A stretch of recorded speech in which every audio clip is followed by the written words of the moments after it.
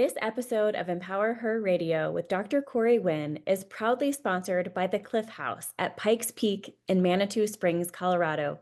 The Cliff House is more than a luxury escape nestled at the base of America's mountain. This November, it becomes the heart of generosity as they host the inaugural fundraising event for the Carl Edward Foundation.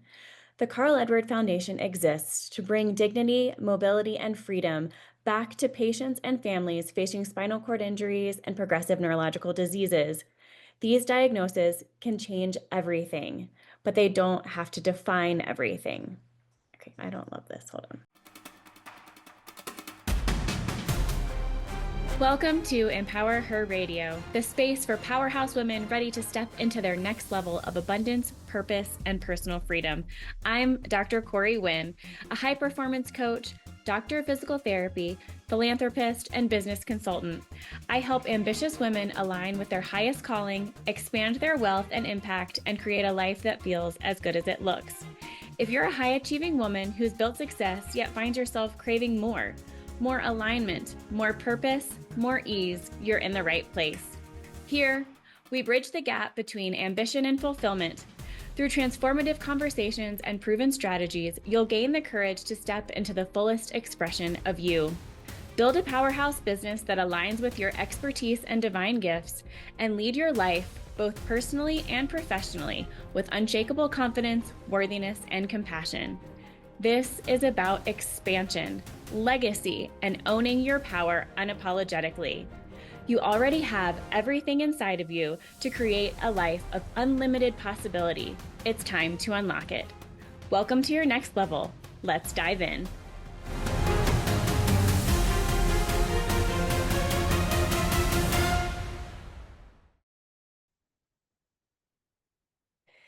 Today's conversation is for every woman who's ever looked around her beautiful life and quietly thought, why do I feel so trapped? My guest, Amanda Scott, knows that feeling intimately. After 17 years in an abusive marriage, Amanda found the courage to walk away, rebuild her life from the inside out, and reclaim her power, purpose, and her peace. She's now the author of Finding My Way Back to Me, and she's on a mission to help women recognize the hidden layers of emotional and financial abuse that can exist even in the most picture-perfect lives, and to remind us all that healing, self-worth, and freedom are always possible. Amanda, welcome to the show. Oh, lovely. Thank you. And thank you for having me on the show. And hello to all the listeners out there. Thank you. Absolutely. So take us back. Take us back to where your story began. I always feel like that's so incredibly important that we really get to the heart of what catapulted you to where you are today. Well, I experienced domestic abuse in a marriage for 17 years, but yet for the longest time, I didn't realize that I was living in abuse. I think the first thing is abuse takes many forms and is often hidden, whether it's financial, emotional, physical, or sexual abuse. It creates a feeling of shame in the abused. Now, people, you don't want to feel unloved and uncared for. And so we make excuses for our partner's behavior rather than accept the truth that we are being abused. Mhm. So that's why I wanted to share my story to help others, um, and um, and share my experience, so that others can have awareness and support as and to help them going through this abusive situation. Yes. You talk about shame and not always being able to see the abuse itself. Can you talk about some of the signs that you now know are big signs of abuse, or know that your clients or your readers of your book may also not know or might not recognize, so that they can too start to open their eyes and wonder, is this a situation I'm in, or a friend or a family member, so that we can all open our eyes and be more aware? Well, some of the alarm bells for domestic abuse, they're never exactly the same, but they broadly present as a total lack of power in the situation where the other partner has all the control. So if you'd been in my situation, you would have said, well, and looked at me, well, you're never treated as an equal, and your opinion doesn't count. Mhm. Another one is, you regularly shamed and told you're stupid or a bad mother or incompetent. Mhm. Um, you have little to no access of money and Mhm. have to sort of ask for every cent, which Mhm. means you can be left with nothing. Mhm. Another one is you can be responsible for everything that's going wrong. Right. You can, yeah, you can be made to feel that everything is your fault. Mhm. Um, I think another one is you are denied regular access to friends Mhm. and shamed for having any contact with anyone outside the home. Mhm. And I Um, want to be really respectful of your journey, but is there mm, a pivotal moment that you took a leap or embodied the little bit of courage you may have felt like you had at the time, or took back a hold of your power to kind of catapult you to where you are now, helping other people of domestic abuse? yeah, well, I think, when I look back, it seems unreal that I would have accepted what I know now to be emotional and financial abuse. I asked myself, why I tolerated what I know now. Um, but I think the short answer is that abuse took control of my world. Mhm. Um, I no longer had a reference point to be treated with dignity and respect. So Mhm. it became my new normal. Yes. It Yes. was normal to be yelled at. It was Mhm. normal to be told I was stupid. It was normal to never make any decisions. Mhm. Well, and I want to be really clear for our audience because I've heard several women speak on this. And the question is often, well, why don't they just leave? Or how could this happen? And Yeah, this can happen to anyone. You could be the most well educated, the most aware man or woman out there, and or even be in this industry and help others and still find yourself in this position. It's equal opportunity. There's no absolutely. Yes. um more than the other, I guess is what I'm trying to say. I can't seem to get my words out today. But Yeah. I want to be really clear with our audience that this isn't a lack of power in women or men. This isn't uneducated. This isn't their fault. And I think so often women especially hold it in and what have I done to deserve this? It must be my fault. So, can you speak to that a little bit? Well, in my case, abuse grew slowly. Mhm. And this is what happens.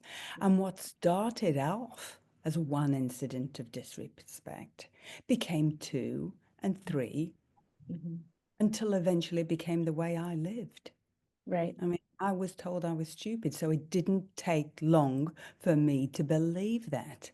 right, And that meant that each time I was treated badly, it was my fault because I thought if I was better, things would be better. right, So, what happens is the emotional abuse starts to enable the financial abuse. right. And I mean, I was too scared to question my husband's decisions. Right, Why? Because all I wanted in the house was peace and the right, constant tension to be relieved. So I did what I was told, hoping he would be better. right. When you spoke earlier about lack of access to friends and family. Mm, And in my coaching and community and what I work with so many women is finding your space, finding the space where other women can hold the space for your dreams, can encourage you, can give you a compass of where you're going. mm. Was there someone in your life that helped you with that? Were you able to Absolutely. finally find Mm, somebody who could mirror back to you, hold on, that's not real. That's not true. You are valuable. You are smart. You are not stupid. mm. What was that That turning is point for you? vital. Friendships are the backbone to your path forward. Mhm. Even if it's just one friend, that's all you need. Just one friend to be there, to listen to you without judgment, Mhm. to listen to you, to help you find solutions to your abusive situations. Mhm. But the thing is, when I look back, I was told not to see many friends early on in my relationship, Mhm. uh, because it took away the time as a role as being a mother and a wife. Right.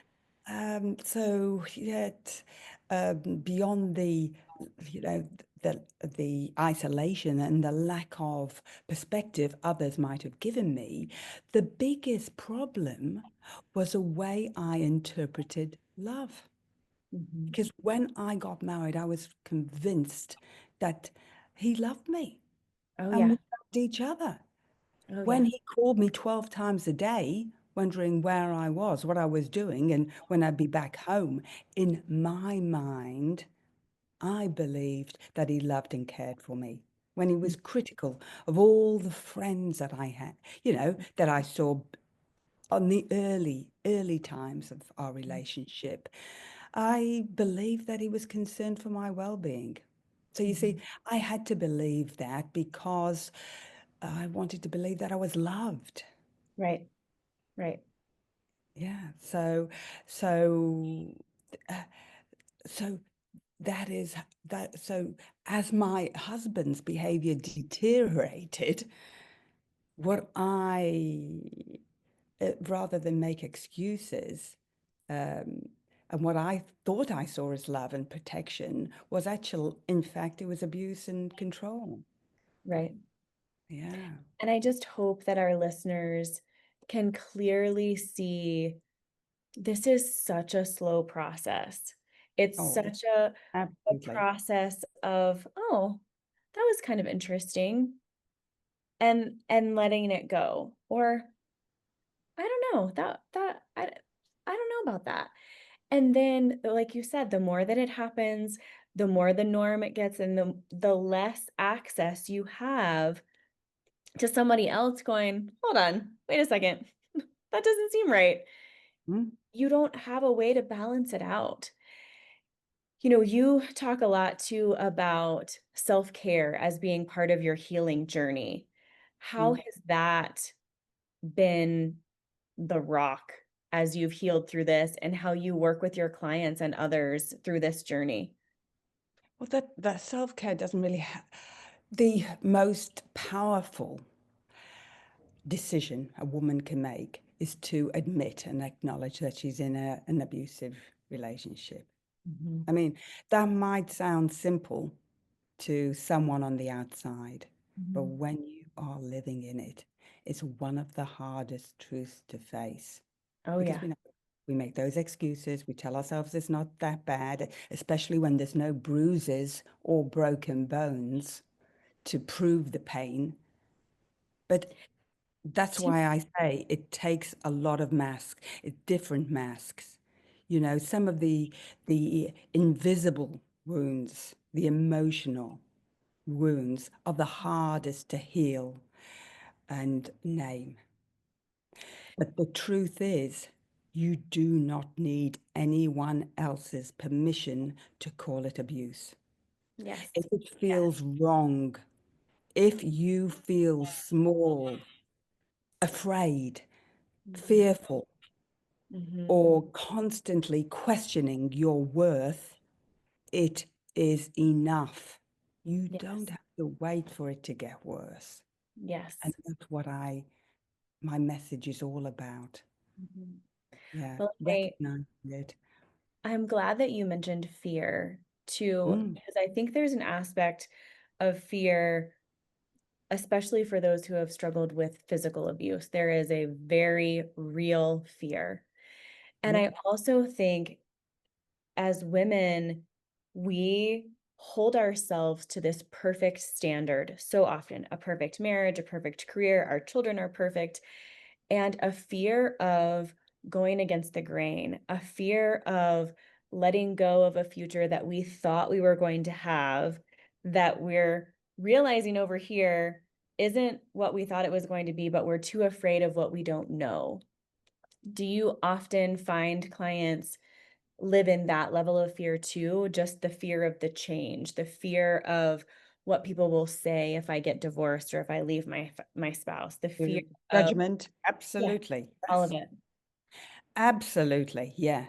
But we've just got to get back and we've got to think about one thing, that a healthy relationship is a place of safety, is a Mhm. place of love, Yeah, respect, and yeah. mutual growth. Mhm. But when abuse is present, it strips away at those foundations and Mhm. leaves you living in survival, Yes, not in love. So we've got to see, okay, so not in the problem, let's get to the solution. There is healthy relationships exist. yes, Stop. yes, They do yes, out yes. there, right? So it's whether you deserve and are worthy of having that. And Yes, when you know that, absolutely are. yeah. So a healthy relationship is freedom. Mhm. You can make mistakes. Oh, You yeah. can uh, speak your truth. That's Mhm. very important. Yes, Speaking your truth, and you can set boundaries and still be loved. yes, yes, yes, And respect is not negotiable. It's a baseline. yes. But that's what, Yeah. it's clear, yeah, to know what a healthy relationship and what an abusive relationship is. And an abusive relationship, um, instead of safety, you feel fear. Mhm. Instead of growth, you shrink. Yes. Yeah. And we know that, and we second guess ourselves. We're walking on eggshells, and we don't look after ourselves. There's no self-care there. Mhm. Yeah. Well, and I So, think the other important thing too is if something doesn't feel right, trust yourself. yes, Everything around you could be telling you, you don't know what you're talking about. That's not true. I don't know why you feel that way. All of those things could be happening. But if it does not feel right to you, it's not right.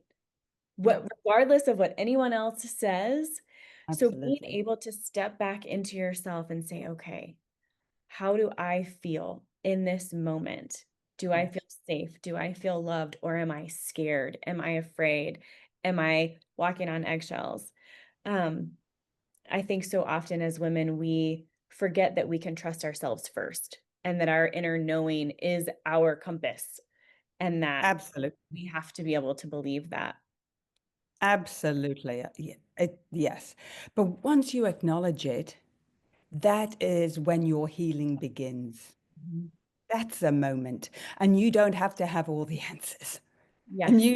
you might not know what to do, what the next Yes. step, Yes. but by simply acknowledging it, cracks open the door to freedom.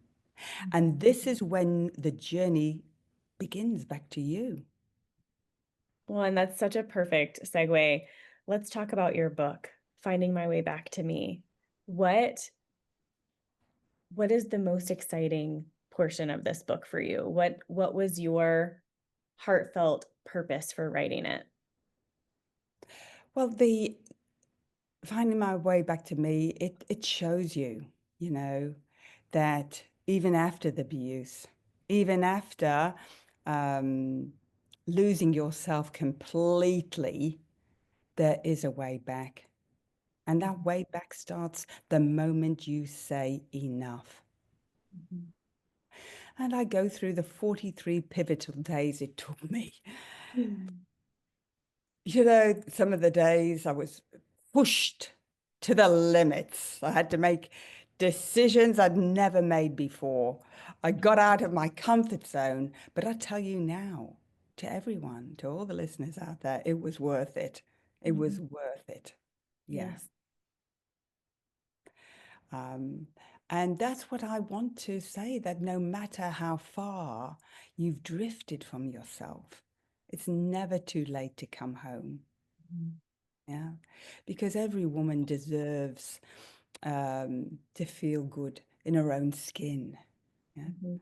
To trust her own voice and to live life like it feels like hers, not Yes. shaped by fear or control or survival. Mhm. I mean, yeah. But the first step is actually acknowledging it. And once we've acknowledged it, as I said, the next step is it automatically comes self-care. You Mhm. know, when you start to, you want that space to breathe. And that's really vital. It's Mhm. so important. And it might seem foreign for some people Mhm. or even selfish, but it's not. It is sacred. Yes. Because if Mm, you've lived a life for someone else for so long, and that doesn't necessarily have to be from an abusive type of relationship. That can be you have been a caregiver for 15 years, or mm, you've been a mother and a wife and nothing else. Being able to reconnect with yourself and mm. take that time to say, okay, who am I? What do I believe is true? What do I Yes. want with my life? And then how do I accomplish those things? And you need some space. And I found that space in nature, walking in the park, Mhm. amongst the trees, the birds, the stillness, and away from the chaos in my life. This is Yes. where you need the time to think, to process. Yeah. Mhm. And it's vital, vital. And know that there is support out there. You're not doing it by yourself. There Mhm. are people, places, safe people and places that are there, ready to help you on your journey, from counselors to support groups. They're there, or people like me who have walked the path and want to help you get through it. Yes. Yes. Yeah. Yes. And have the courage to get through it. Yes. Well, and I don't know the exact statistics, but I was in a room full of female entrepreneurs and business owners several months ago. And when the question was asked about sexual abuse, verbal abuse, physical abuse, two-thirds of the room stood up. And I Yeah. really want to acknowledge that for one. And I don't know what the statistics are in Australia, but recognize that this affects more people than you realize. Absolutely. And Yes. it doesn't, like you said, it doesn't always have to come with bruises, but No. the manipulation, the Mm, distrust of yourself, mm, so much can land under this. mm. So when you think of speaking to that woman, because I know not everybody listening to the show today has been a victim of domestic violence or domestic abuse, um, but so many women can feel disconnected from themselves. So what are some things that you would tell her first to find that again? Obviously, walk in nature, be still. What else would you recommend for that woman? Um, th- well, anything that really feels like you're doing something for yourself, anything that it helps you to um, feel that you're having some time to yourself and you are feel as though you're worthy and deserve to put yourself first, really, because you want to put yourself first to be the best version for everyone else, for your children. And I think one of the things, as you're saying about numbers, I think 70% of women actually stay in an abusive relationship. And Mhm. I think I always say, don't tell yourself that you'll stay for the children. Because what we teach our children in that situation is that love equals abuse. Right. And one of my primary motivations for leaving the marriage was to teach my children the importance of self-respect. Yes. So I think when you're with it, just think to yourself, what does love mean to me? What Mhm. does love mean to me? Yeah, Mhm. that I'm is so kind glad that you said that. My of, husband was married before, and I have two beautiful bonus children. And he said for years, he said, I wanted to stay because I came from a divorced family. He said, but mm, at some point I realized that I also wanted my children to know what love was and that they were not going to be seeing that. So having yeah, the courage to step out and step away does take courage. It does take fear yeah, and conquering those things. And it's also incredibly important. You are yeah. worthy. And I hope that our listeners hear that today, that this is your permission slip to come back to yourself and say, hold on, this doesn't feel good to me. Mm, This is not what I want. This was not what I envisioned for my future. Now let's start making decisions to um, refocus. yeah. And listen to your gut feelings. Mhm. Yep. And just yeah, and that's really important, listening to your gut feelings. And don't tell yourself that you're wrong to avoid the hard decisions. Mhm. Just follow. There is help and support out there, and that's what we really need to know. You are not alone. Mhm. It's amazing what happens, how help just appears when you know what you want. You want the freedom. I think we want the freedom to be ourselves, to make Yeah. our own decisions, Mhm. yeah, and to live life fully. Yes. Yeah. I have loved this conversation so much, but I want to make sure that I'm respectful of your time. How can people get in touch with you? How can they find your book? How can they work with you if they want to? Well, listeners, you can contact me through my website, Amanda J. Scott, where you can receive blog updates and my book's on there, and it's sold on all platforms. And it's a powerful reminder that we all deserve to be treated with respect, dignity, and respect and love. Yeah. I love that so much. Thank you so much for being on today. Wow, thank you. Thank you so much. And thank you to all the listeners. And hopefully, there's some words there that resonate with you because self-belief is a start to changing everything in your world.